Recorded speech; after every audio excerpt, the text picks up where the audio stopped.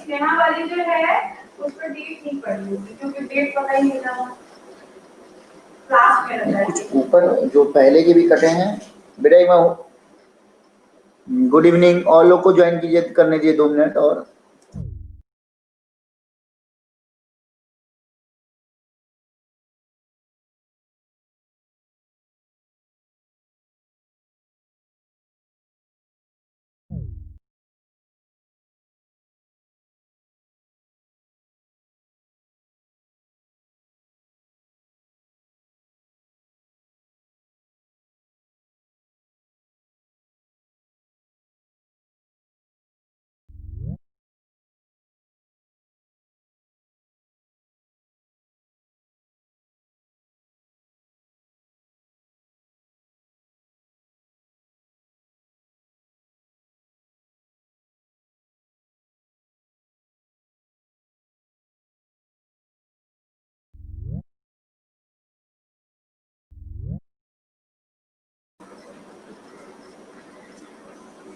चलिए यहाँ पर सौरभ, हर्ष, रमेश, राहिल।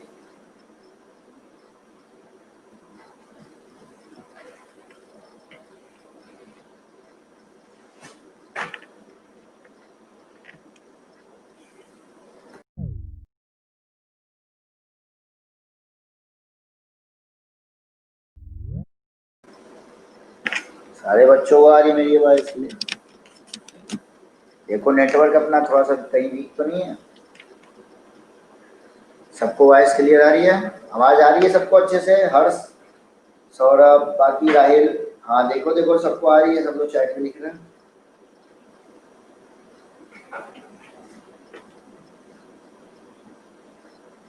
तो राहिल और रमेश, आप लोग बेटा नए बच्चे हो, तो आज नया चैप्टर स्टार्ट होगा लाइन से नहीं के, तो को कायदे से एकदम शुरू से पढ़ना अच्छे से।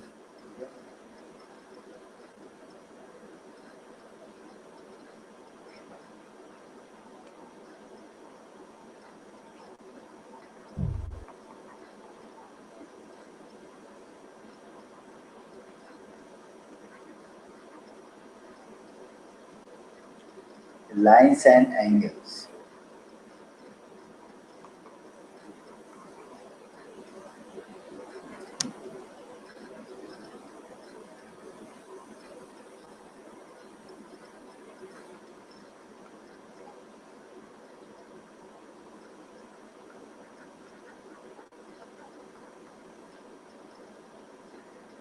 पहला होता है वर्ड, कुछ डेफिनेशंस हैं जो इसमें यूज होंगी, आप लोग नोट भी कर लीजिएगा।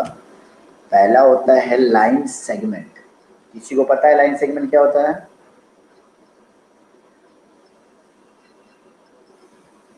लाइन सेगमेंट क्या होता है पता है? बस यस या नो में बताओ। चलो सौरभ, तुमको हम वॉइस कमांड दिए हैं, वॉइस कमांड दिए हैं, बताओ बोलो क्या होता है? Hello sir. हाँ हाँ बोलो। Sir line segment sir line होती है और उसमें सर 2 पॉइंट होते हैं सर। लाइन सेगमेंट लाइन होती है, 2 पॉइंट होते हैं। Yes sir. ठीक, अच्छा चलो ठीक है। राहिल, तुमको मैंने वॉइस कमांड दिया है, तुम बताओ। यस सर, एक सिंपल सी लाइन जो जिसके पास डेफिनेट लेंथ फिक्स पॉइंट पे होती है। चलो अच्छी बात है। तो चलो डेफिनेशन लिखते हैं।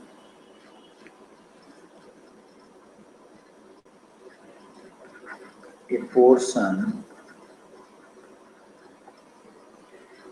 का मतलब जानते हो, उसका एक part. A portion of A line with a portion of a line with 2 endpoints, with 2 endpoints मतलब एक लाइन है, उसका एक पार्ट है जिसके 2 एंड पॉइंट्स हैं, इज कॉल्ड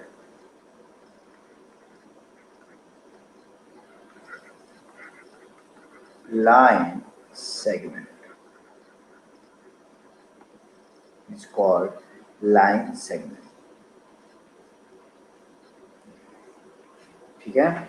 तो ये होता क्या है, जैसे हमने कहा ये है, बस ऐसा ही पोर्शन ऑफ लाइन होता है। यहाँ पॉइंट एंड पॉइंट है इसका ए और ये एंड पॉइंट है बी, इसे क्या बोले, लाइन से, ठीक है। इसकी लेंथ को कैसे डिनोट करते हैं, length of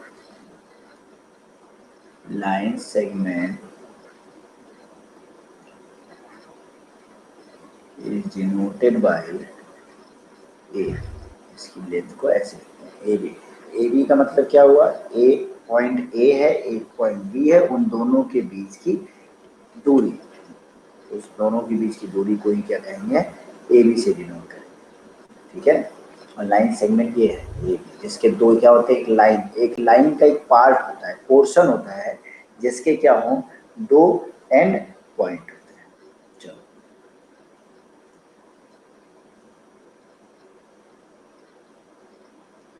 generally line segment A B को डिनोट करते हैं ऐसे, ए बी, केवल ऊपर लिख करके रो लिख देंगे, मतलब ए बी, मतलब ऐसे लाइन खींच देंगे, मतलब ए बी है, ए बी लाइन सेगमेंट को डिनोट करता है, ए बी लाइन सेगमेंट को डिनोट करता है। चलो नोट कर लिया सबने। गुड इवनिंग बेटा, प्रियांशी, अनुराग, सब बच्चों को जल्दी जल्दी नोट करो, नया चैप्टर जल्दी जल्दी नोट करिए।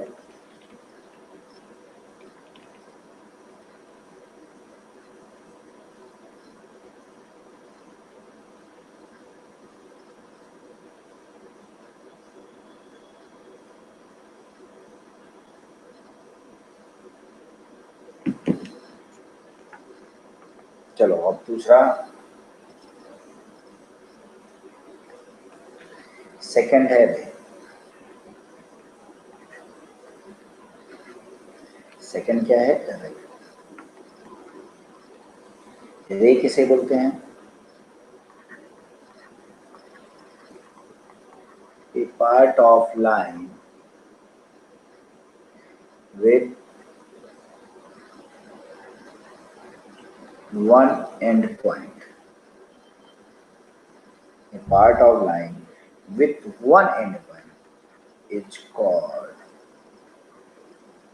a ray।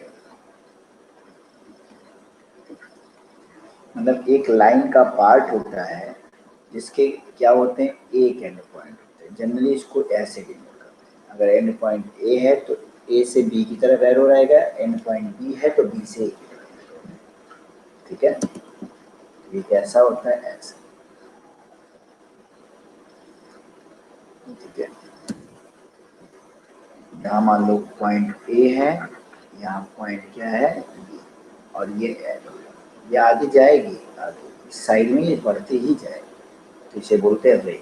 ये एक तरीके से समझ लो सन है, सन है उससे निकली हुई रे है। ये फिक्स पॉइंट है, ये फिक्स पॉइंट है, वन एंड पॉइंट, ये एंड पॉइंट फिक्स है, और इस रे पे दूसरा पॉइंट को ये ऐसे, और ये इधर बढ़ता है, एक साइड में बढ़ता है, इसे क्या बोलेंगे, रे। मतलब लाइन का ऐसा पार्ट जिसके कितने एंड पॉइंट हो, वन एंड। अब लाइन आ गया। अब लाइन को क्या कहते हैं, लाइन क्या होता है, एक collection of infinite number of points, और मतलब इनफाइनाइट नंबर, उस पे इनफाइनाइट नंबर ऑफ पॉइंट्स होते हैं, एंड एक्सटेंड एंडलेसली, और जिसका कोई अंत नहीं होता, लेफ्ट में जाओ चाहे राइट में जाओ, इन बोथ डायरेक्शन, ठीक है, दोनों डायरेक्शन में उसका कोई एंड नहीं होता है। कलेक्शन होता है infinite number of points, infinite number of points. लिख लो definition, a line is the collection of infinite number of points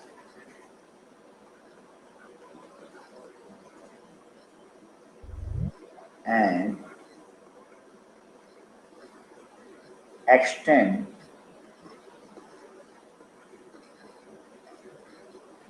endlessly in both the direction.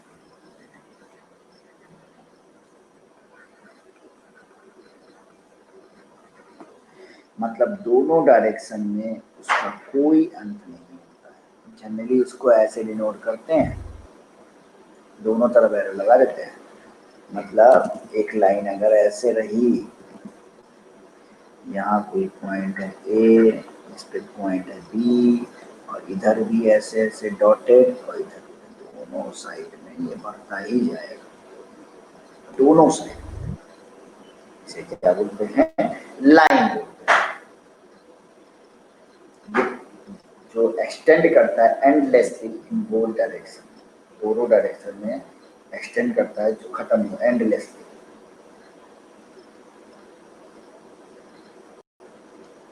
ठीक है। और इस कोई लाइन पे जितने भी पॉइंट होते हैं वो कोलिनियर पॉइंट्स कहलाते हैं। मतलब किसी एक लाइन में, सर आपकी वॉइस रिपीट आ रही है रमेश, ये लाइन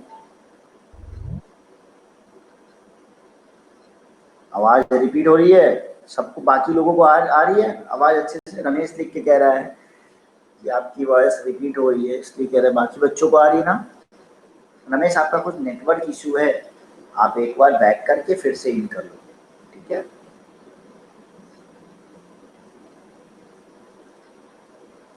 बाकी लोग बताओ।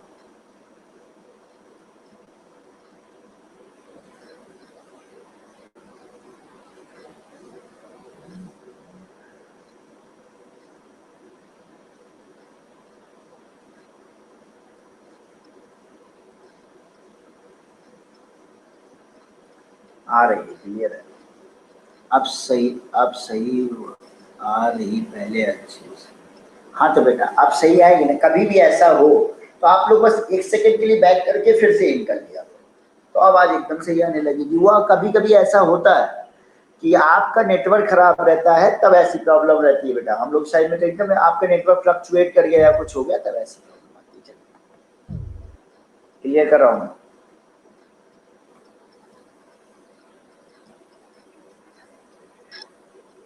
अगला टर्म जो यूज होता है, देखिए इस चैप्टर में कई टर्म्स यूज होंगे, जैसे लाइन सेगमेंट यूज होगा, रे यूज होगा, लाइन यूज होगी, कोलिनियर पॉइंट्स यूज होंगे।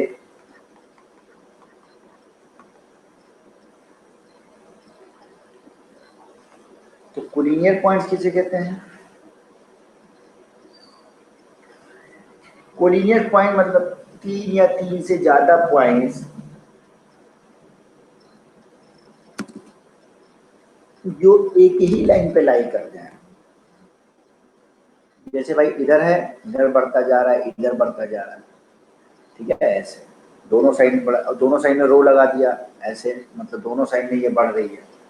तो मतलब जान लो एक पॉइंट जैसे ये है, ये 2 point, 3 point, 4 point, 5 point, 6 point, ढेर सारे पॉइंट है। ए है, बी है, ये सी है, ये डी है, ये ई है, ये सारे पॉइंट क्या कहलाएंगे? कोलिनियर कहलाएंगे। क्यों कोलिनियर कहलाएंगे? कोलिनियर, को मतलब साथ साथ, लीनियर माने एक ही लाइन पे साथ साथ है, ऐसे पॉइंट्स को कोलिनियर पॉइंट्स कहते हैं।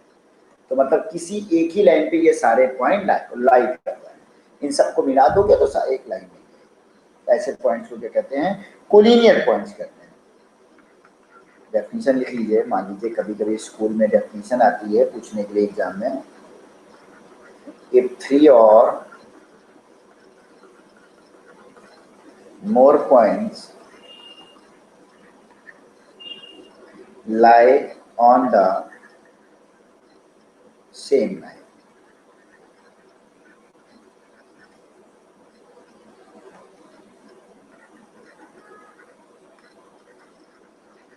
then they are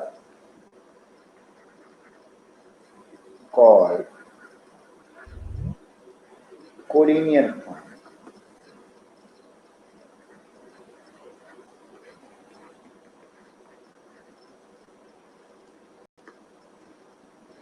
मतलब 3 या 3 से, अच्छा देखो 3 और मोर क्यों लिखा हमने, इसका भी रीजन सुनो। 3 और मोर क्यों लिखा? क्योंकि 2 तो हमेशा ही कोलिनियर होते हैं, दो को मिला दोगे तो हमेशा ही कोलिनियर होंगे। ये दोनों पूछेंगे तो तुम कहोगे कोलिनियर है, इन दोनों को पूछेंगे कहोगे कोलिनियर, दो तो हमेशा होंगे।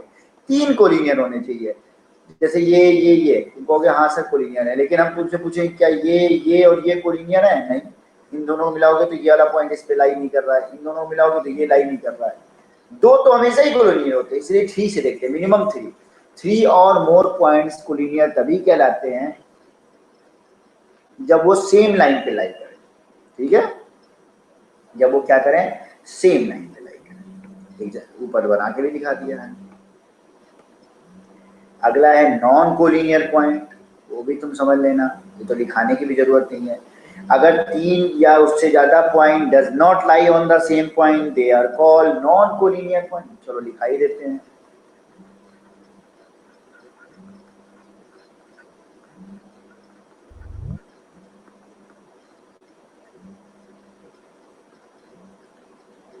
नॉन कोलिनियर पॉइंट भी लिख लीजिए। ए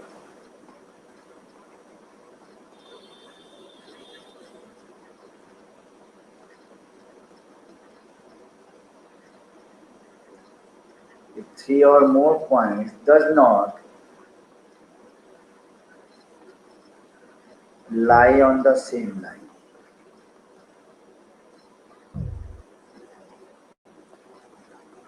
then they are called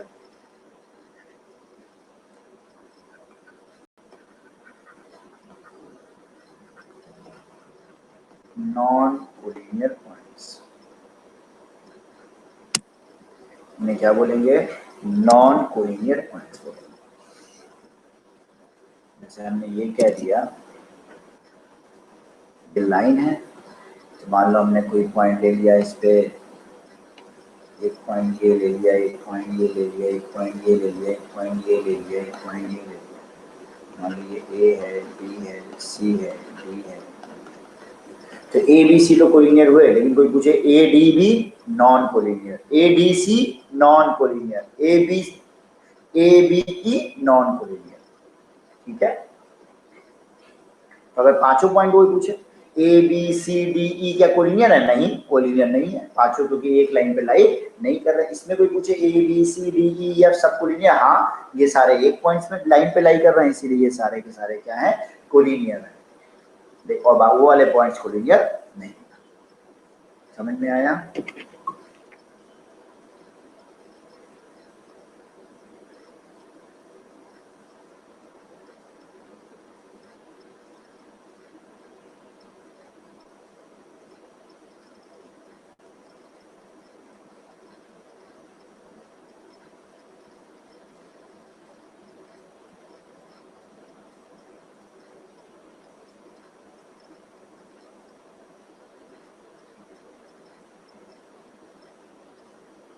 note करिए।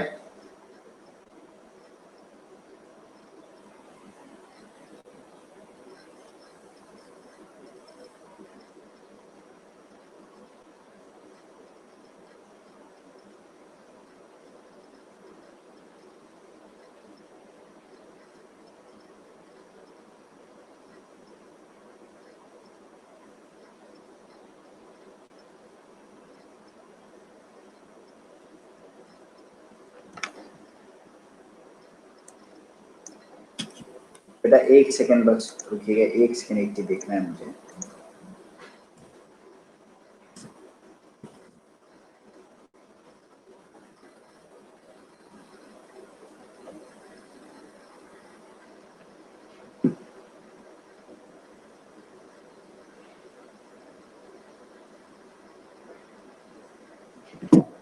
लेफ्ट कीजिए सर।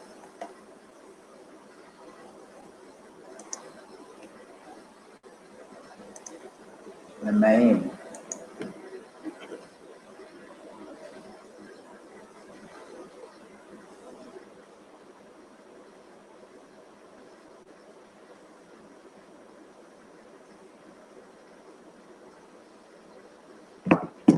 चलिए ठीक है, डन।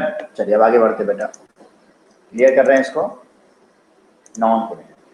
अब आता है इंटरसेक्टिंग लाइंस।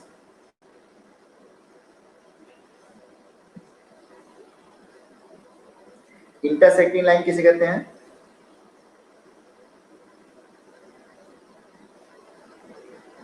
किसी को पता है?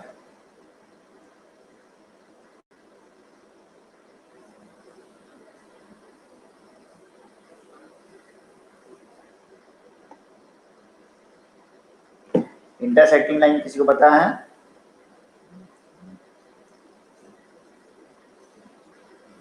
चलो कोई बात नहीं। इंटरसेक्टिंग लाइन किसे कहते हैं?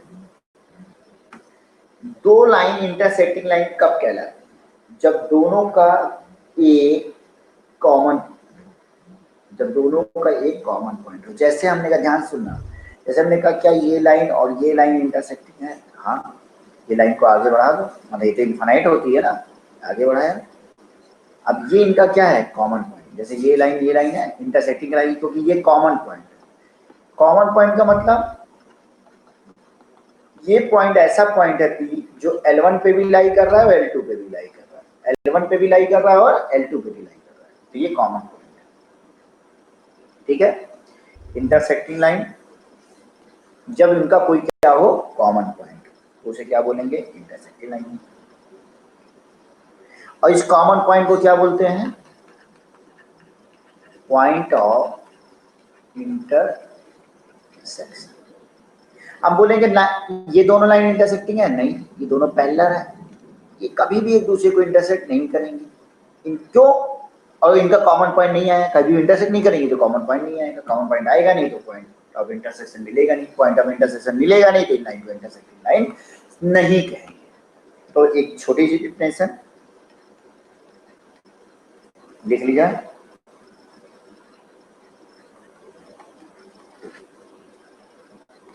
चलो हम बोल रहे हैं, आप लोग लिख लीजिए। लिखो, two lines are intersecting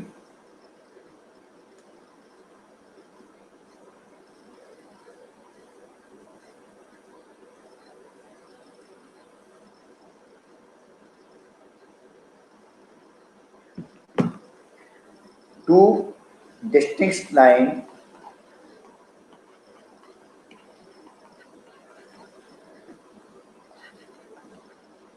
lines are intersecting if they have a common point। और ये कॉमन पॉइंट कहलाता है पॉइंट ऑफ, इसी कॉमन पॉइंट का एक नाम और रहता है, उसे बोलते हैं point of intersection. Point of intersection. हमने कहा एक लाइन ये है हमारे पास, एक लाइन बेटा ये है L1 L2, ये इनका कॉमन पॉइंट मान लो क्या है P, तो इसी पॉइंट को बोलेंगे पॉइंट ऑफ इंटरसेक्शन। एरो लगा दो, लाइन में दोनों साइड में एरो लगाते हैं, रे में एक साइड में एरो लगाते हैं, लाइन सेगमेंट में बिंदी रहती है, कोई दिक्कत नहीं है, कोई एरो नहीं होता। Point of intersection.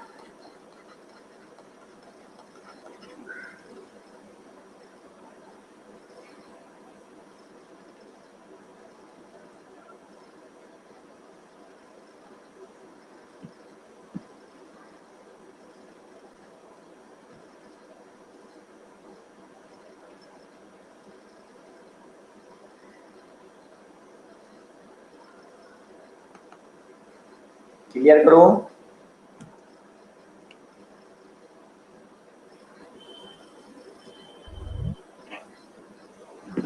वो लाइन से एक दूसरे में। चलो अगला नोट, नॉन इंटरसेक्टिंग लाइन।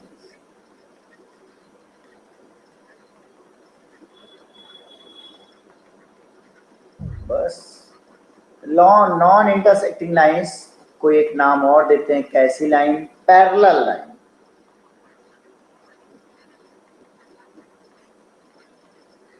दो लाइन जिनका कोई भी कॉमन पॉइंट ना मिले या इंटरसेक्ट ना करें, वो लाइंस क्या कहलाती हैं? पैरेलल लाइंस कहलाती हैं।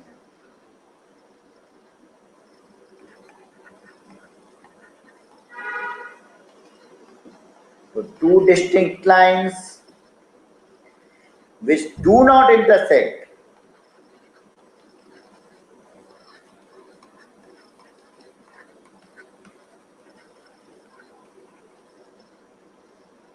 are called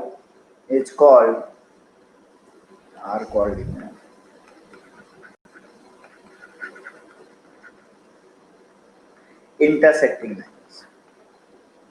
Sorry, do not लिखा ना, non intersecting line. हम डेफिनेशन इसलिए लिखा दे रहे हैं, कुछ बच्चे बोलते हैं सर कि डेफिनेशन पूछा जाता है इसलिए लिखा दे रहे हैं कि आपको आराम रहेगा, कॉपी पे रहेगा, आप आराम से कर सकते हैं। सेक्शन में पूछा है सारी नॉन इंटरसेक्टिंग, हाँ जितनी भी नॉन इंटरसेक्टिंग लाइंस है सब पैरेलल होंगी, लेकिन एक प्लेन में होनी चाहिए, एक प्लेन में, सेम प्लेन में। चलो हम वीडियो ऑन करके दिखा रहे हैं, एक चीज तुम लोग को बताते हैं।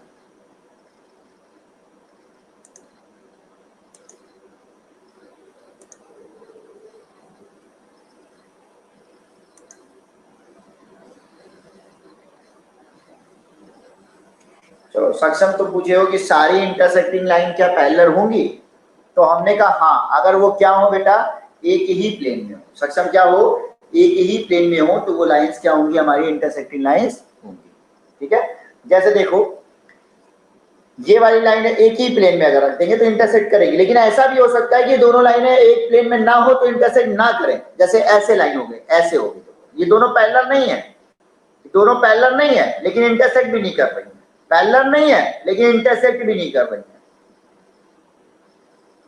पैरेलल नहीं है लेकिन इंटरसेक्ट भी नहीं कर रही है। लेकिन खास बात क्या है, ये दोनों अलग अलग प्लेन में है। ये देखो, ये अलग प्लेन में है और ये अलग प्लेन में है, ये अलग प्लेन में है और ये अलग प्लेन में। मतलब अगर हम इसको एक कागज पे रख दें ऐसे, इस लाइन को, और इस लाइन को एक कागज पे ऐसे कर दें, एक कागज पे ऐसे कर दें इस लाइन को, देखो ये ऐसे कर दें, अगर इसको कुछ ऐसा फील ऐसा करना कि एक कागज पे ऐसे कर दें और ये ऊपर एक कागज है, तो दोनों का अलग अलग प्लेन में हो गई। एक प्लेन, एक कागज एक प्लेन है, ऊपर एक कागज सोचो इसके ऊपर लगा, जिस प्लेन में ये एक प्लेन है, और दोनों अलग अलग है। देखो इंटरसेक्ट भी नहीं कर रही है और पैरेलल भी नहीं है।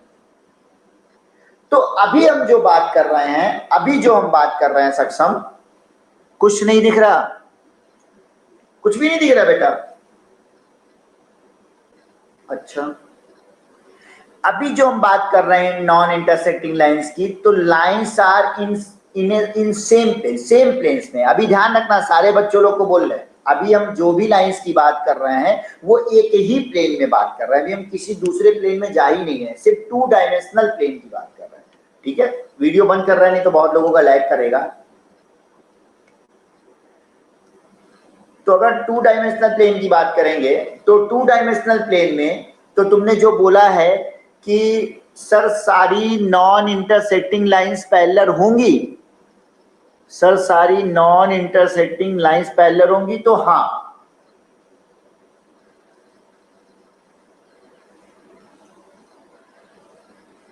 सारी इंटरसेक्टिंग लाइंस पैरेलल होंगी। क्या लिया, सारी नॉन इंटरसेक्टिंग, हाँ एकदम। एक ही प्लेन में अगर 2 लाइन इंटरसेक्ट नहीं करती है तो 100% वो पैरेलल लाइंस होंगी। एक ही प्लेन में अगर 2 लाइन इंटरसेक्ट नहीं करती हैं तो वो दोनों लाइनें हमारी क्या होंगी, पैरेलल होंगी। तो अभी हम लोग जो बात कर रहे हैं वो एक ही प्लेन की बात कर रहे हैं, यह ध्यान रखना। अभी जो हम लोग इस क्लास में बात कर रहे हैं वो एक ही प्लेन में बात कर रहे हैं। एक लाइन ये होगी, ये दोनों लाइनें एक दूसरे को इंटरसेक्ट नहीं करेंगी,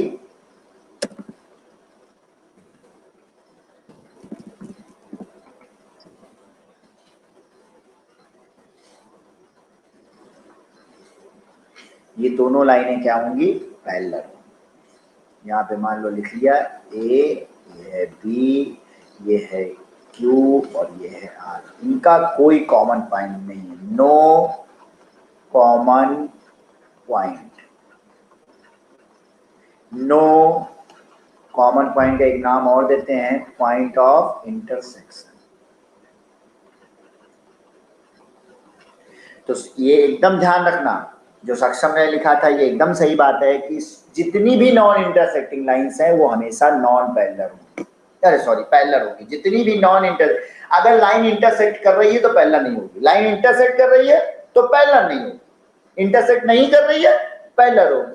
ठीक है, अपोजिट देखो, नहीं कर रही है तो पैरेलल, इंटरसेक्ट नहीं पैरेलल है, इंटरसेक्ट है पैरेलल नहीं, ये ध्यान। क्योंकि हम लोग एक ही प्लेन की बात कर रहे हैं, अभी हम लोग को दिमाग में बैठाना है कि हम लोग सेम प्लेन में चल रहे हैं, ठीक है, इसलिए दूसरे प्लेन पे अभी हम लोग को नहीं सोचना। अच्छा, तो पैरेलल लाइन की खास बात क्या होती है कि इनमें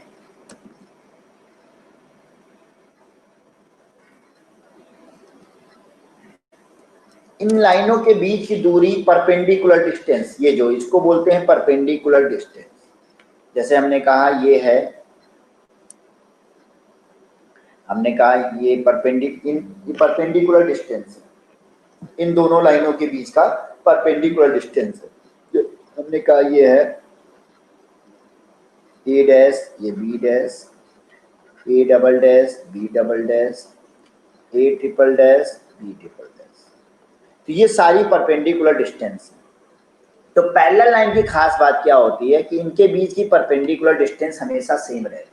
ये परपेंडिकुलर डिस्टेंस इन दोनों के बीच की हमेशा सेम रहती है। मतलब ये डिस्टेंस परपेंडिकुलर क्यों बोल रहे हैं कि हम ऐसे लिए 90 डिग्री, ये नहीं कि ये डिस्टेंस ले लिए यहाँ से यहाँ ड्रॉ कर दिए, ये डिस्टेंस, ये भी तो डिस्टेंस है, यहाँ कोई पॉइंट है यहाँ कोई पॉइंट है, तो ये नहीं लेना है हम लोग को, कौन सी परपेंडिकुलर डिस्टेंस। तो नॉन इंटरसेक्टिंग लाइंस में हमेशा परपेंडिकुलर डिस्टेंस सेम रहेगी, मतलब पैरेलल लाइंस पैरेलल है, मतलब ए डैश बी डैश हमेशा A double dash B double dash equal to A triple dash B triple dash, ये हमेशा क्या है, बराबर। मतलब दो पैरेलल लाइन है, जहां से दो पैरेलल लाइंस हैं तो उनके बीच की परपेंडिकुलर डिस्टेंस ऑलवेज क्या होगी, बराबर, हमेशा क्या होगी, सेम। नोट करिए।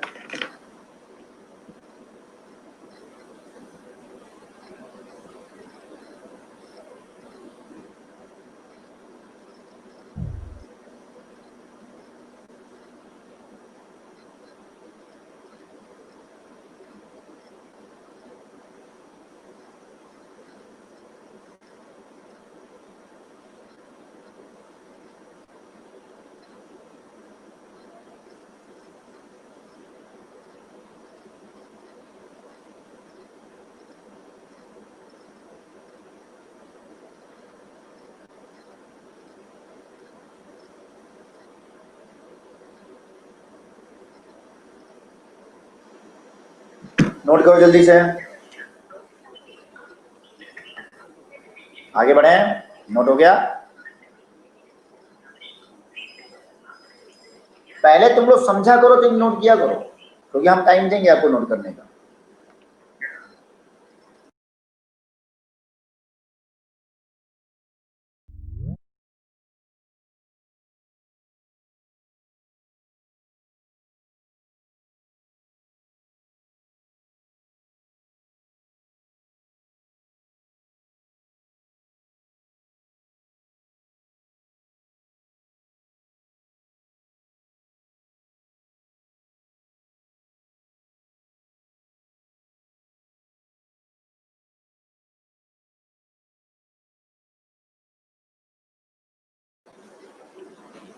अब आते हैं एंगल।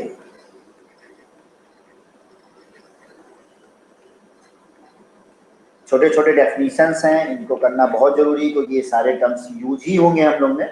तो जितनी भी डेफिनेशन है वो सारी की सारी एक जगह हम लोग लिख लेंगे, जिससे जब भी आगे यूज हो तो हम लोग को तुरंत ध्यान रहे कि हम जो बोल रहे हैं, जो वर्ड का यूज कर रहे हैं, वो सारे सारे हैं। एंगल, एंगल कब बनेगा? एंगल तब बनेगा जब दो रे सेम पॉइंट से निकले। ठीक है, एक सेकंड बेटा रुकना।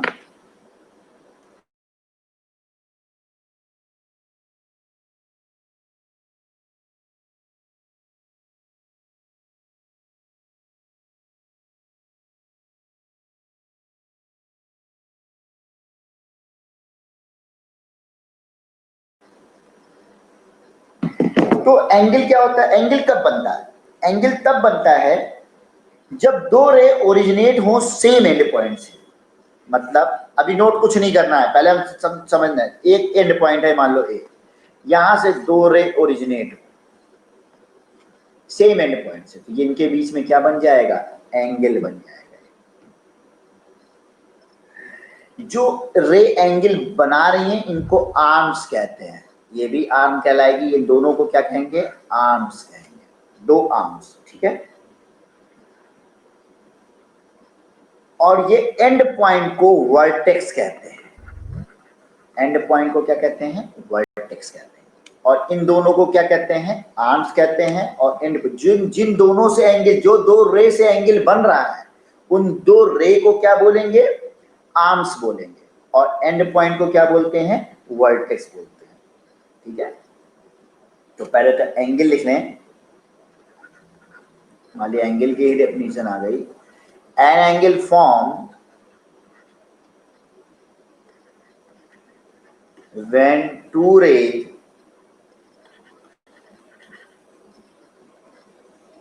originate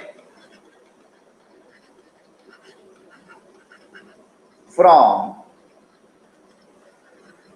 the same end point,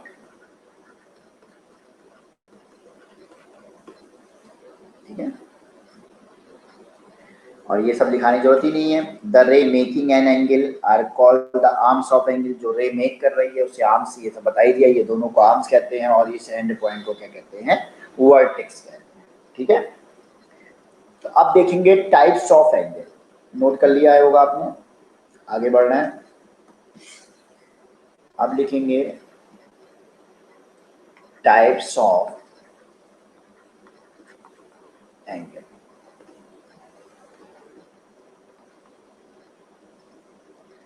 पहला है एक्यूट एंगल, ये तो आप लोग जानते होंगे शायद, एक्यूट है जिस एंगल का मेजर, मतलब जिस एंगल की माप 90 डिग्री से कम होती है उसे क्या बोलते हैं, एक्यूट एंगल बोलते हैं। The angle whose measure is less than 90 degree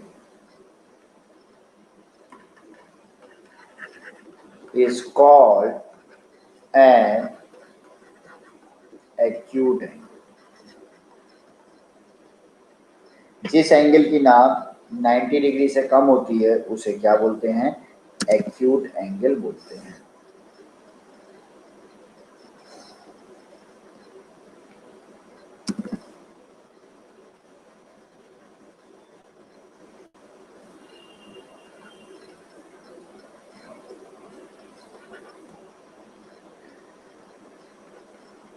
ठीक है, ये मान लो एंगल है थीटा, तो इस एंगल की नाप तुमको दिख रही, पिछले वाले पूरा नहीं, पिछले सर पीछे वाला पूरा नहीं हो पाया था। ठीक है बेटा, आप बिना पूछे आप लोग से नहीं करेंगे, आप पूरा इनफ टाइम देंगे, ठीक है।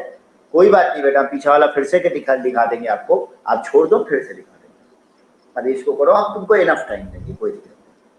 आप अभी मत लिखो, जब हम बताया करें तब लिखो, पहले समझ लिया को।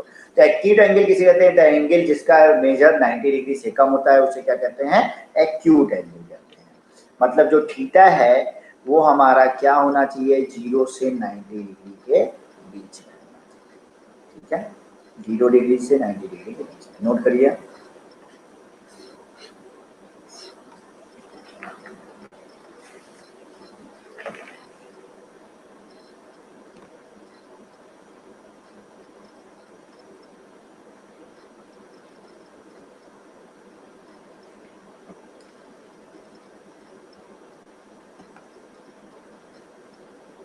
नेक्स्ट पे आ रहा है, रब कर रहा है, इरेज कर रहा हूं मैं।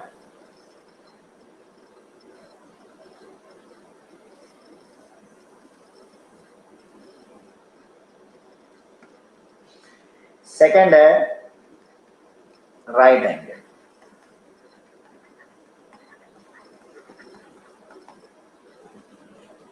राइट एंगल समझ ही रहे हो, जब एंगल क्या हो 90 डिग्री, एंगल क्या हो 90 डिग्री हो तो उसे क्या बोलते हैं एक्यूट एंगल। ये थीटा है और थीटा कितना हो जाए 90 डिग्री, ठीक है। Angle whose measure is 90 degree is called right angle, ठीक है। थीटा हमारा क्या हो गया 90 डिग्री, तो उसे राइट एंगल। तीसरा है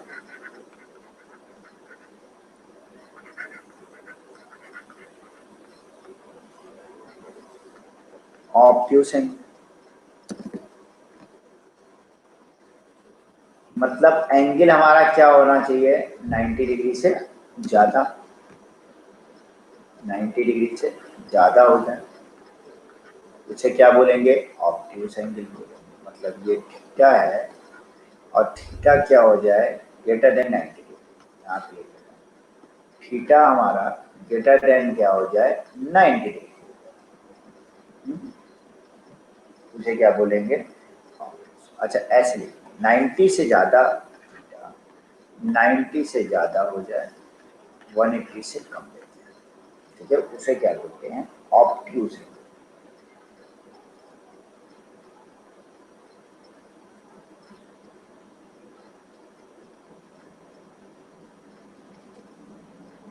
फोर्थ नंबर स्ट्रेट एंगल। कहीं कहीं आप लोग को ये वर्ड होगा स्ट्रेट एंगल वर्ड यूज होगा,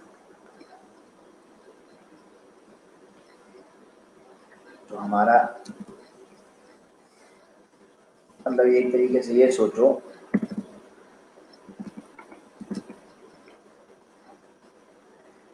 जैसे हमारा ये पॉइंट है तो यहाँ पे है बी, ए लिख दिया है यहाँ बी। अब ये एंगल यहाँ से यहाँ, ये कितना है एंगल मान लो थीटा है, थीटा कितना होता है 180। जब थीटा 180 डिग्री होता है, an angle whose measure is 180 degree, उसको क्या बोलेंगे स्ट्रेट एंगल बोलेंगे। जिसका मेजर 180 डिग्री होता है उसे स्ट्रेट एंगल बोलते हैं, जिसका 90 डिग्री होता है उसे राइट एंगल बोलते हैं, जिसका 90 से 180 होता है ऑब्ट्यूस एंगल बोलते हैं, जिसका 0 से 90 होता है उसे एक्यूट एंगल।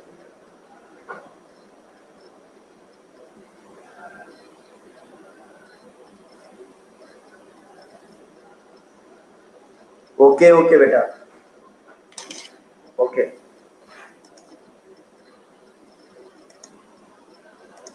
चलिए नोट करिए, नोट करिए सारे लोग।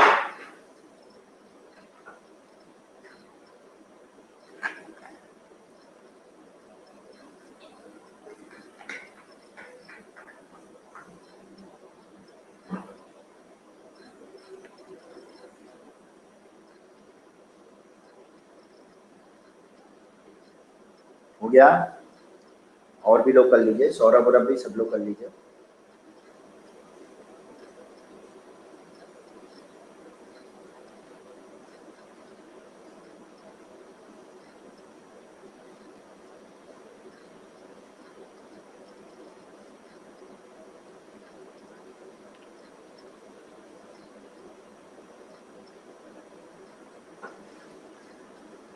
चलो गुड, आगे बढ़ना है। स्ट्रेट एंगल तक हो गया था, अब चलिए 6 number reflex angle.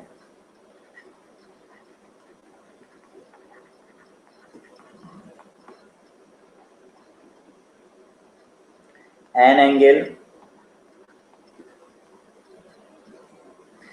whose measure is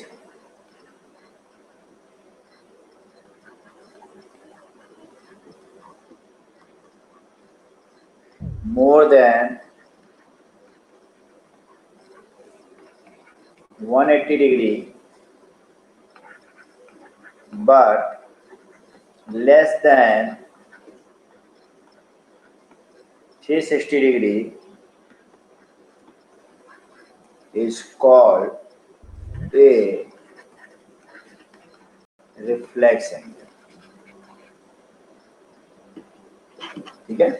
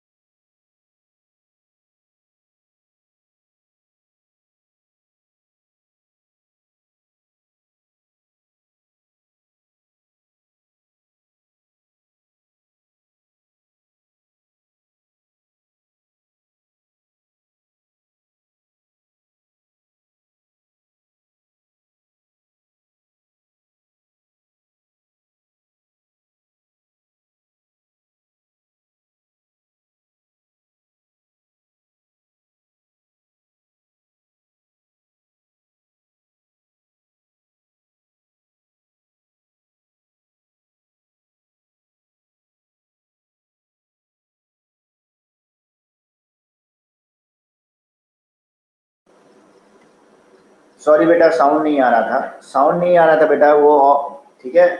चलो फिर से बताता हूँ, कॉम्प्लीमेंट्री एंगल, कोई बात नहीं, देखो फिर से सुन लो, दिख रहा था ना, अभी दिख तो रहा था सारी चीजें, अब फिर से मैं बोल दे रहा हूँ सारी चीजों को जो बोर्ड पे है, ठीक है। तो मैंने ये बोला है, ये दिस इज कॉम्प्लीमेंट्री एंगल कहते हैं, किसे कहते हैं। तो हमने कहा दो एंगल्स कॉम्प्लीमेंट्री तभी कहलाएंगे जब उन दोनों एंगल का सम कितना हो, 90 डिग्री हो। दोनों एंगल का सम 90, मतलब अल्फा और थीटा कॉम्प्लीमेंट्री एंगल कहलाएंगे अगर अल्फा और थीटा का सम कितना हो 90 डिग्री। तो हमने ऐसे डायग्राम बनाया, ये अल्फा लिखा है, ये थीटा लिखा है, यहाँ ए लिख दिया, बी यहाँ सी। तो ये वाला एंगल क्या होगा, ए ओ बी एंगल। ये वाला एंगल बी ओ सी, इन दोनों का सम क्या है 90 डिग्री, इसलिए दोनों क्या कहलाएंगे, कॉम्प्लीमेंट्री एंगल कहलाएंगे। ठीक है, नोट।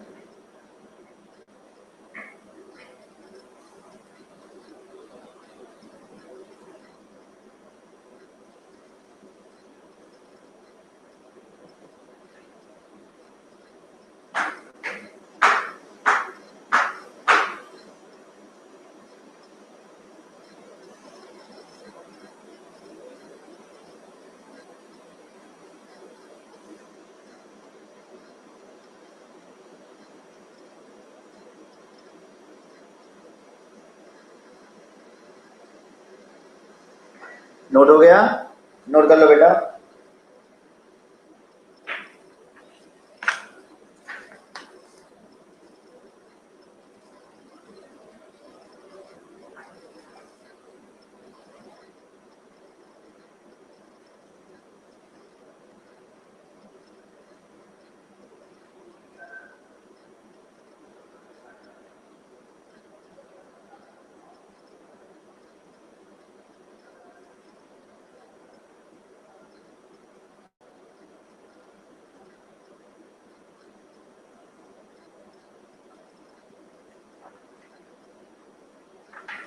चलो नेक्स्ट, सप्लीमेंट्री एंगल। हम सबको पहले समझा करो, सबको लिखने का मौका देंगे।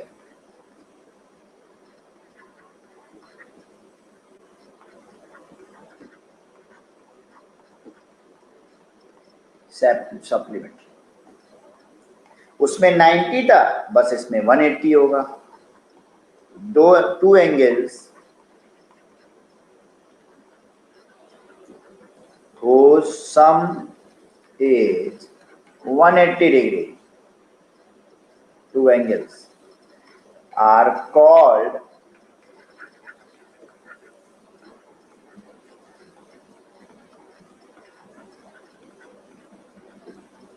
supplementary angles।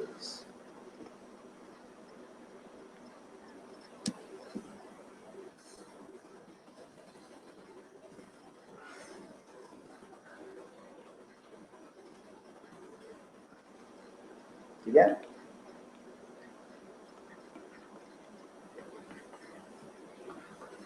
मान लो ये एंगल थीटा है, ये एंगल अल्फा है, तो हम लोग देख रहे हैं angle A O be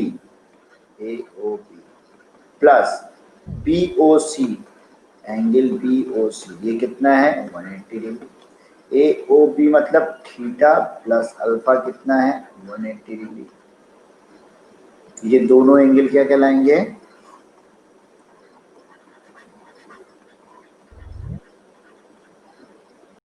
supplementary angle.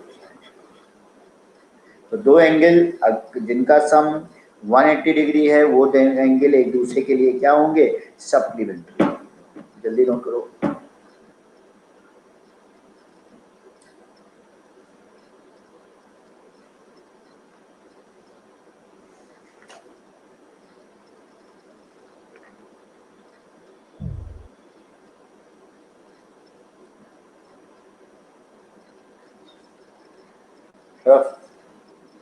Erase कर रहा है,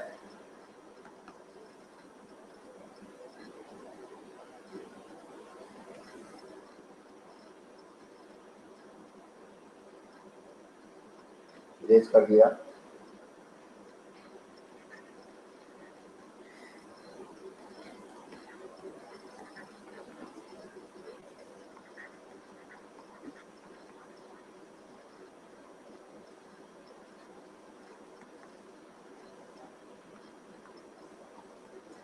एडजेसेंट एंगल, एडजेसेंट एंगल्स किसे कहते हैं देखिए,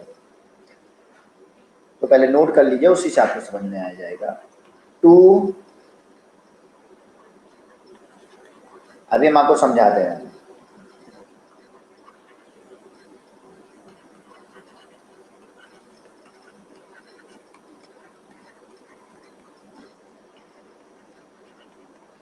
दो एंगल को एडजेसेंट एंगल कब बोलेंगे?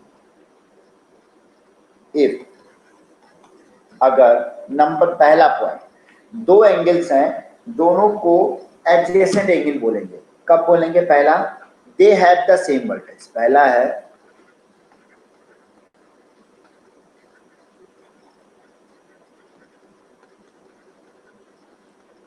उनके वर्टेक्स क्या हो? सेम हो। वर्टेक्स पहली बात क्या होना चाहिए? सेम होना चाहिए। They have a common arm. Arm हमने बताया ही था किसे कहते हैं, तो उन दोनों के क्या होने चाहिए? कॉमन आर्म होने चाहिए। थर्ड जो अनकॉमन आर्म्स हैं, अनकॉमन जो आर्म्स हैं आर ऑन आइदर साइड,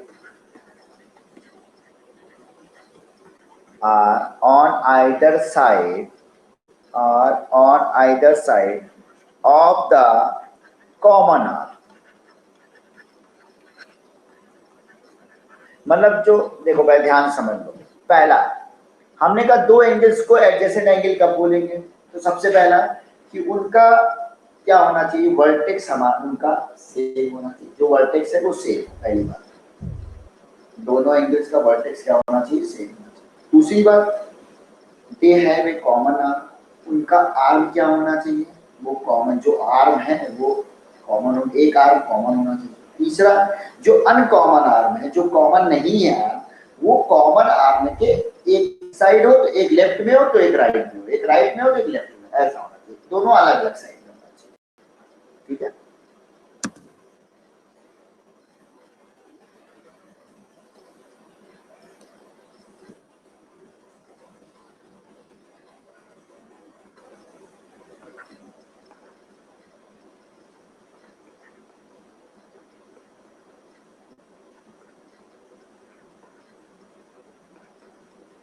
अब हम आपसे अगर पूछें कि क्या एंगल ए ओ बी और angle O B C adjacent है कि नहीं?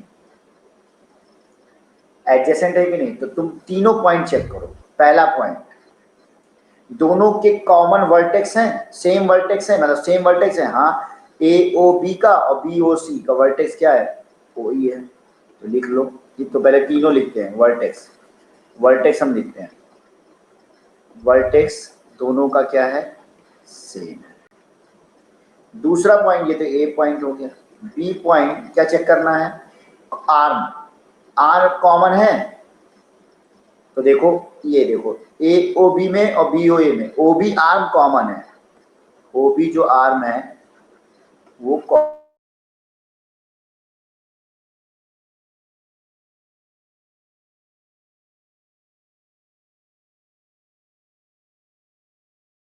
सी की अनकॉमन आर्म क्या है? ओ सी। ये क्या है? दोनों कॉमन आर्म के आइदर साइड में है। हाँ, ये कॉमन आर्म के एक इस साइड में है, एक इस साइड में। थर्ड कंडीशन भी फुलफिल होगी। कौन सी condition? Both uncommon arms are either side of common arm.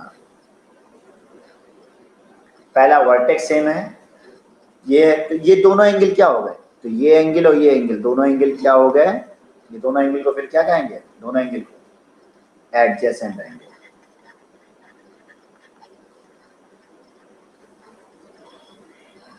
दोनों एंगल क्या कहलाती है? Adjacent angle.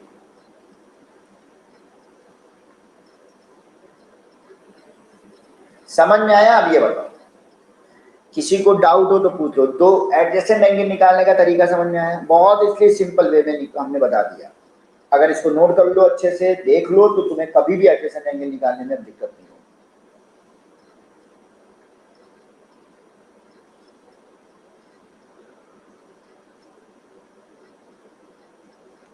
नोट करो।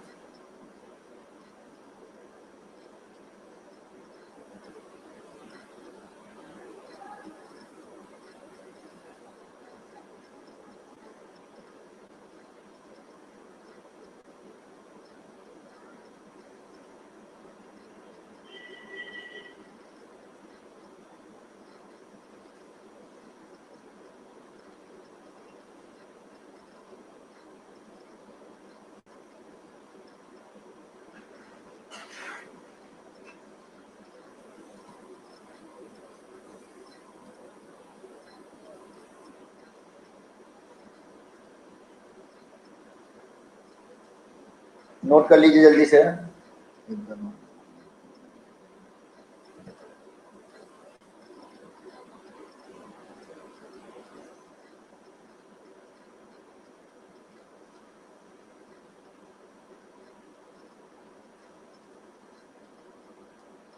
डन। चलो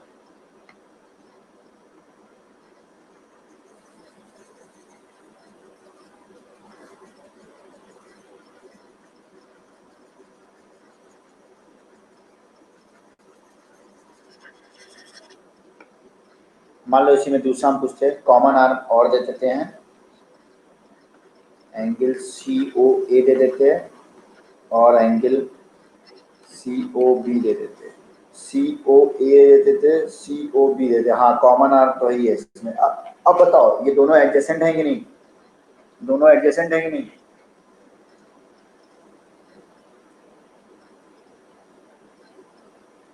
एंगल COA और COB एडजेसेंट हैं।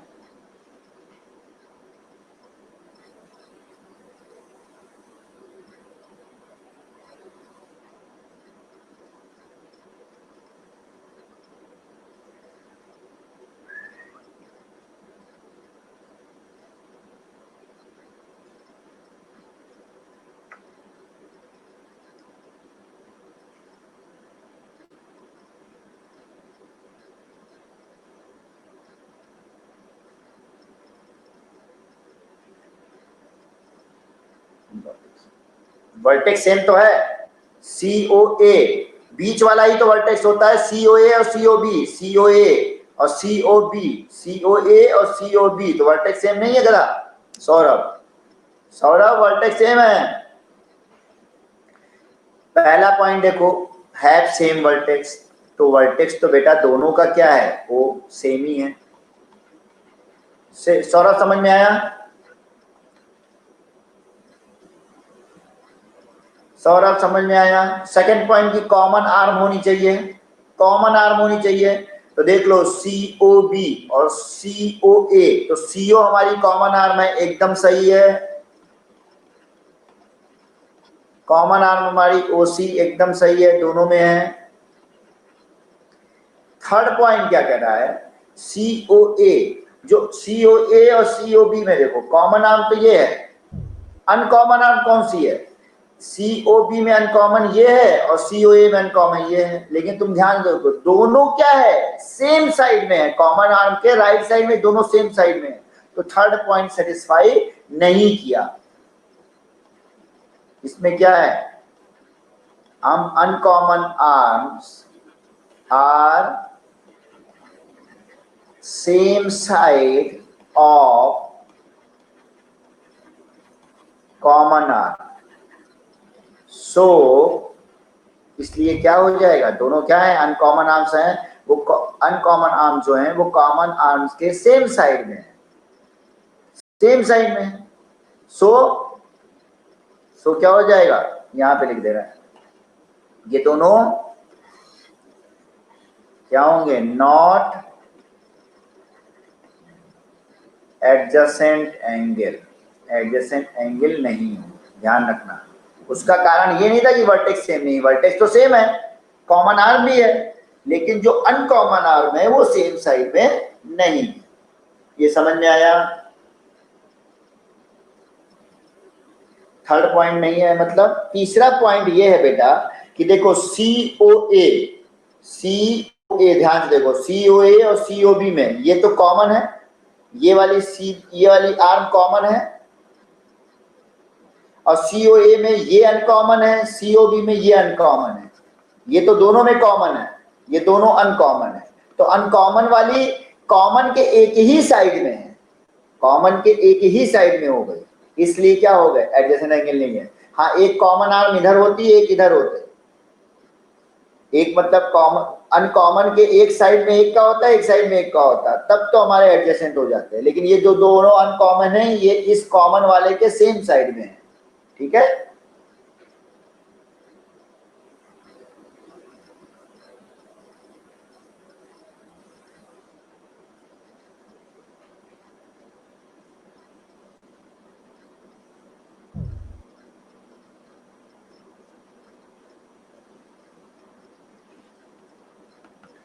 चलो नोट करिए जल्दी।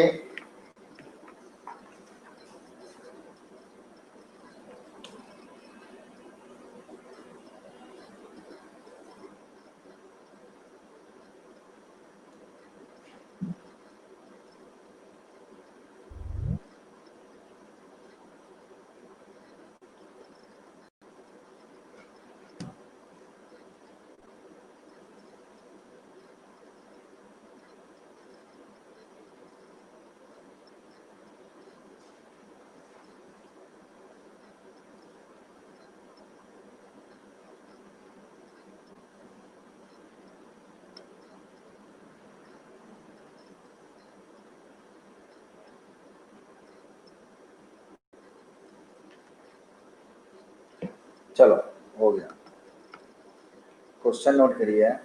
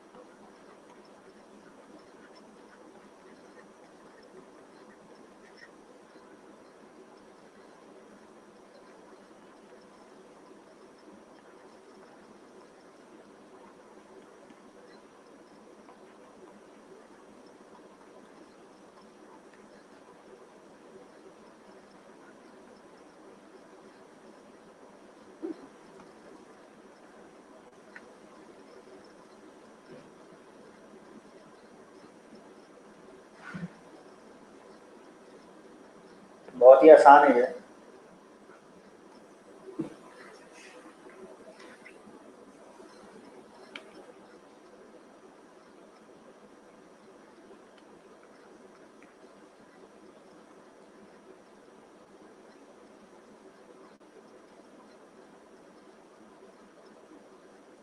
बहुत ही आसान है। मान लिया लेट कॉम्प्लीमेंट्री एंगल क्या है, मान लीजिए अल्फा है, तो अल्फा प्लस 22 कितना हो जाएगा 90, तो अल्फा क्या हो जाएगा 68। इस वाले का 68 आ गया। बी वाले में यही तरह 79 रख दोगे तो 11 डिग्री आ जाएगा, और सी वाले में 34 रख दोगे तो हमारा 56 डिग्री आ जाएगा। ठीक है,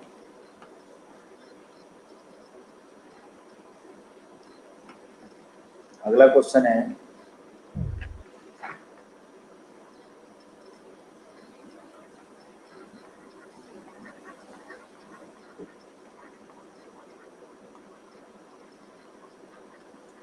how many degree are there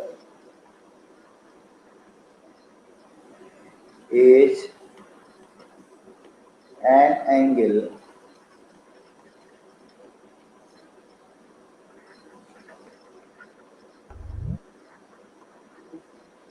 which equals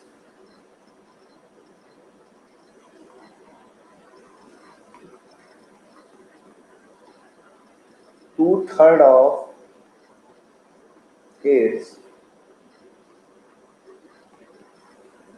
complement.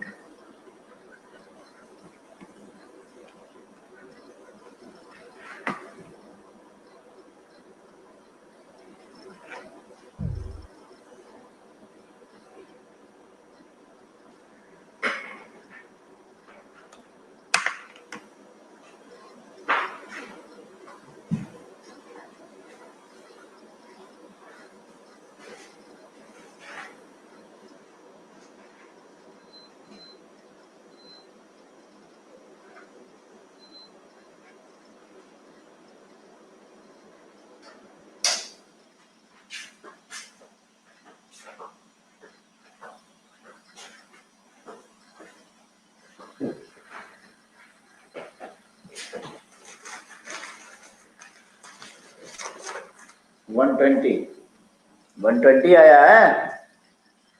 अरे 120 का कॉम्प्लीमेंट निकलेगा कभी सक्षम? 120 का कभी कॉम्प्लीमेंट निकल सकता है?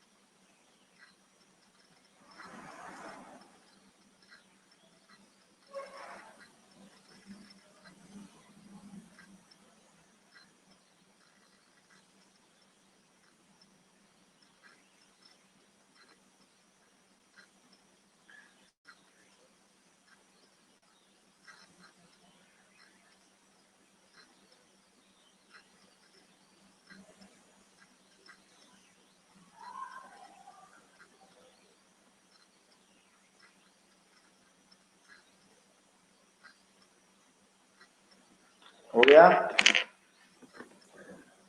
सक्षम तुम्हारा गलत है और दूसरे का रमेश कह रहा है 54 और 36, मतलब 54 और 36 का मतलब क्या है? हाउ मेनी डिग्री, एक ही तो निकालना है।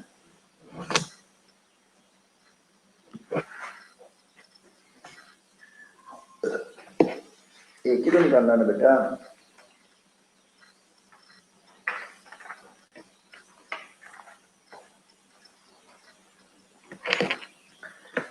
चलो क्या कह रहा है देखो, बताते हैं। तो मान लो कह रहा है कितने एंगल, वो एंगल क्या होगा, वो एंगल क्या होगा जो किसके बराबर है, 2/3 अपने कॉम्प्लीमेंट के बराबर है। ऐसा एंगल कौन सा एंगल है जो अपने कॉम्प्लीमेंट के 2/3 के बराबर है? तो लिख दो, let the angle equal to alpha, angle को अल्फा मान लिया। तो अल्फा किसके बराबर, कॉम्प्लीमेंट क्या हो गया, अच्छा अल्फा किसके बराबर है, 2/3, 2/3 टाइम्स किसके, अपने कॉम्प्लीमेंट के। अल्फा का कॉम्प्लीमेंट क्या है, 90 माइनस अल्फा। ये क्या हो गया, 3 अल्फा इक्वल टू,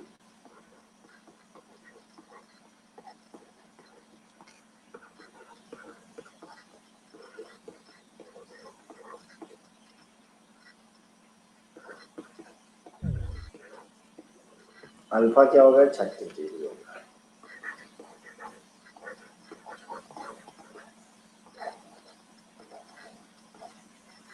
अल्फा हमारा क्या हो गया, 36 डिग्री।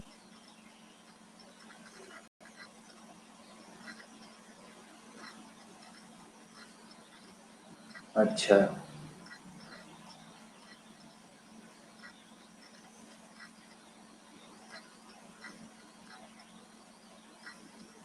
तो ये समझ में आया सबको, ये किसी का ये वाला सही नहीं हुआ, ये वाला सबसे खराब बात है, ये किसी का सही नहीं हुआ, किसी भी बच्चे का सही नहीं हुआ। इतना आसान क्वेश्चन था।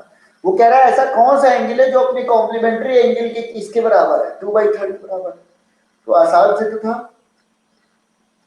मान लिया एंगल अल्फा है, अल्फा का कॉम्प्लीमेंट्री कितना है, 90 माइनस अल्फा। तो अल्फा किसके बराबर है, 90 माइनस अल्फा के 2/3 टाइम्स के बराबर है।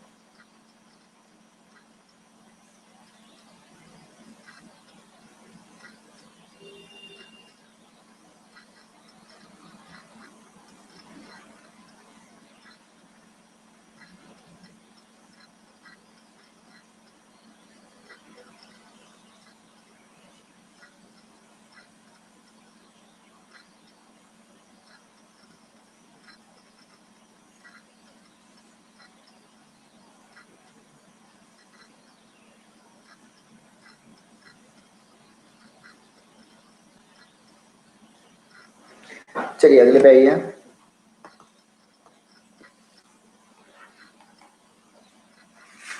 सप्लीमेंट्री भी इसी का निकाल लोगे, अगर हम किसी एंगल का सप्लीमेंट्री पूछेंगे, जैसे हमने कह दिया 50 डिग्री का सप्लीमेंट्री, तो 180 माइनस 50 कितना हो जाएगा, 130 डिग्री हो जाएगा। जैसे सप्लीमेंट्री भी तुम लोग निकाल लोगे।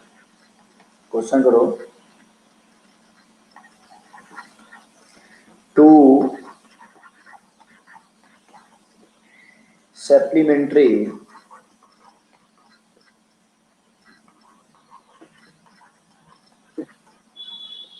angles are in the ratio 3:7. Find the angle.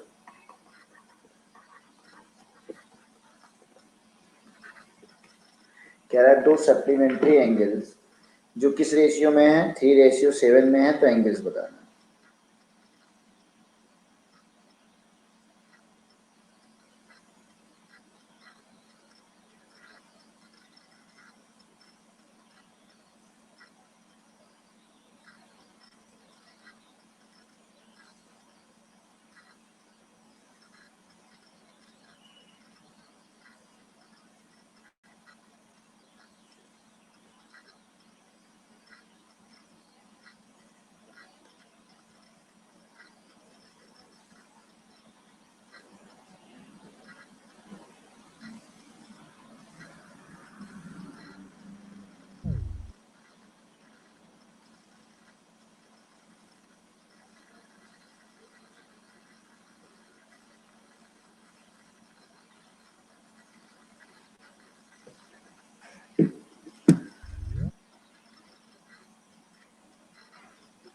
ये तो बड़ा आसान है,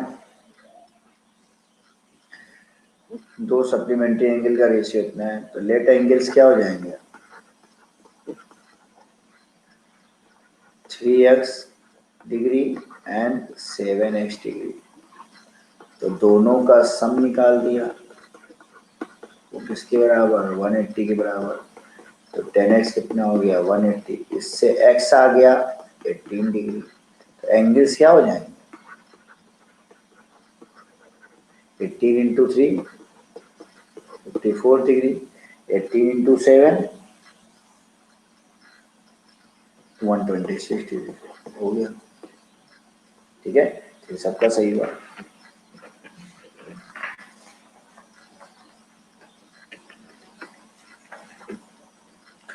चलो थ्योरम,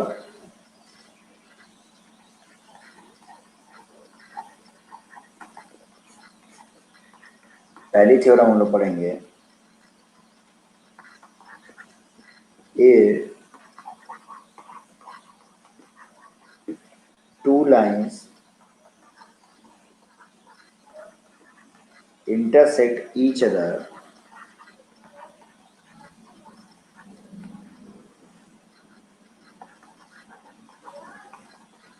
then the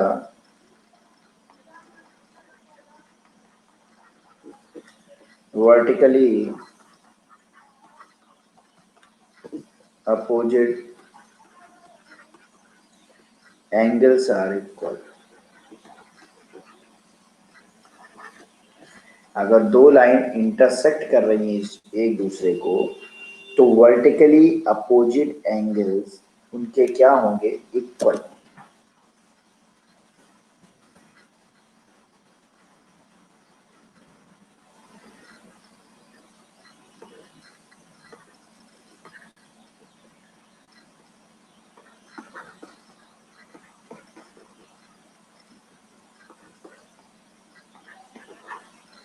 ठीक है, दो लाइंस हैं ए बी और सी डी, जो किस पॉइंट पे इंटरसेक्ट कर रही हैं, ओ पर इंटरसेक्ट कर रही हैं। वर्टिकली अपोजिट एंगल कौन से हैं, एक ये वाला है तो इसका वर्टिकली अपोजिट, इसका अपोजिट ये है, और इसका इस वाले का अपोजिट ये है। तो लिखेंगे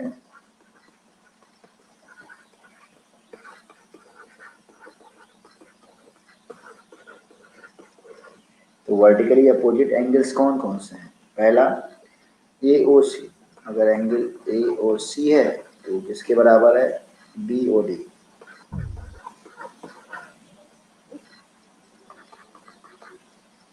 ए ओ डी किसके बराबर, बी ओ सी के, दोनों बराबर है। वर्टिकली अपोजिट एंगल है ये, एंड लिखो, कौन कौन से हैं, ये है, ये एंड है, ये एंड लिखो अभी, ये दोनों वर्टिकली अपोजिट एंगल्स हैं। ठीक है, अब प्रूव क्या करना है,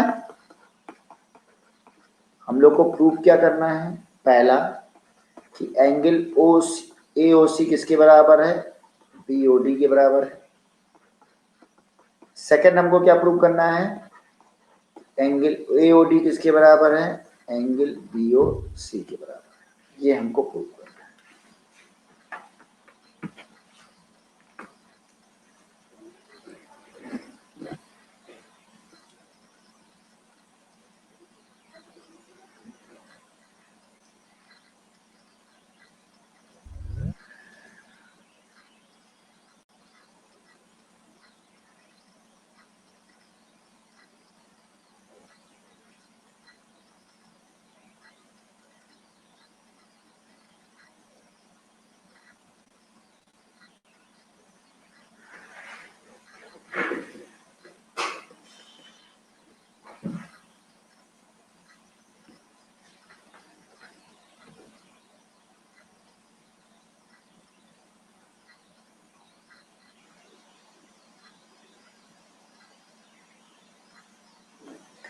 ठीक है, ये प्रूव करना है आपको।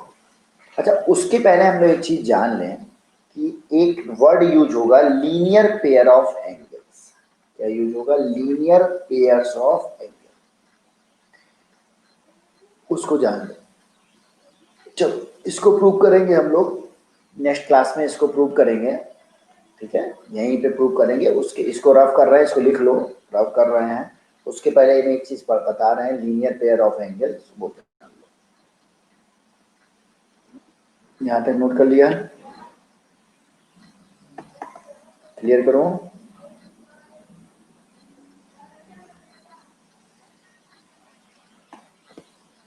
चलो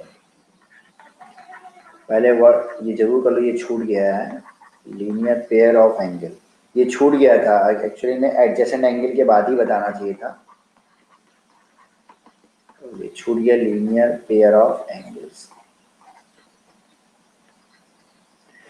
तो लीनियर पेयर ऑफ एंगल्स किसे कहते हैं ये जान लो।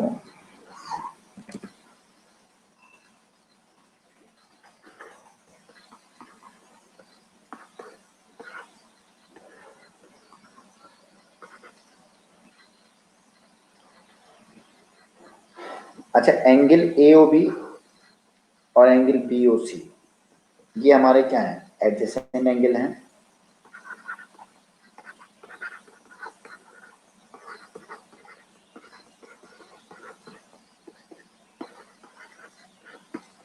एडजेसेंट एंगल हैं।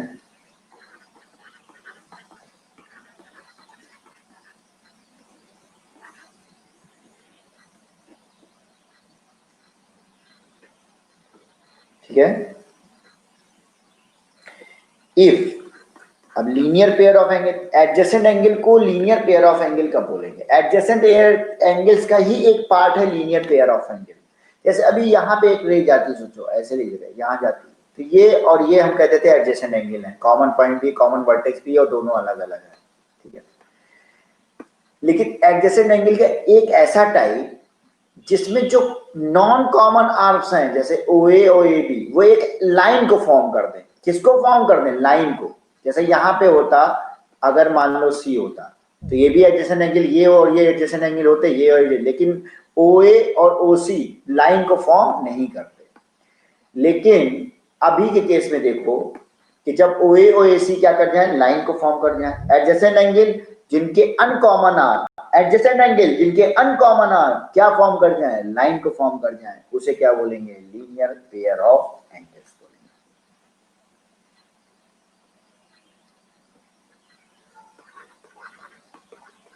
Adjacent angles whose uncommon arms form a line are called linear pair of angles। मतलब एंगल AOB, एंगल BOC कितना होगा? 180। ये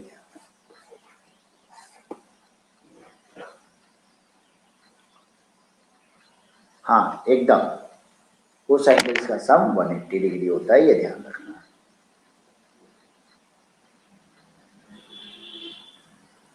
मतलब अगर ऐसे दो एडजेसेंट एंगल है, ध्यान रखना, अगर दो एडजेसेंट एंगल का सम 180 डिग्री हो गया तो उनके अनकॉमन आर्म क्या फॉर्म करेंगे? एक लाइन को फॉर्म करेंगे। बताओ ये कहना सही है या गलत? अगर एडजेसेंट एंगल का सम 180 डिग्री हो गया तो उनके अनकॉमन आर्म एक लाइन को फॉर्म करेंगे। सही है या गलत? ऐसा कहना सही है। अगर हम कहें एडजेसेंट एंगल के जो अनकॉमन आर्म है, अच्छा ठीक है, एडजेसेंट एंगल के एंगल्स का सम 180 डिग्री है, एडजेसेंट एंगल का सम 180 डिग्री है, तो उसके अनकॉमन आर्म क्या करेंगे? एक लाइन को फॉर्म करेंगे। ये भी कर सकते हैं, चाहे ऐसे को, ठीक है। तो चलो बेटा, आज का क्लास समझ में आया आप सब लोगों को?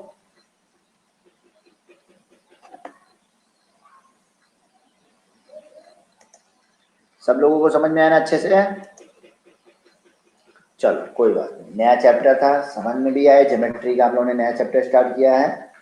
अब कल हम लोग उस थ्योरम को प्रूव भी करेंगे तो उससे रिलेटेड 8-10 क्वेश्चन हम लोग लगाएंगे भी, ढेर सारे क्वेश्चन हम लोग लगाएंगे, ठीक है।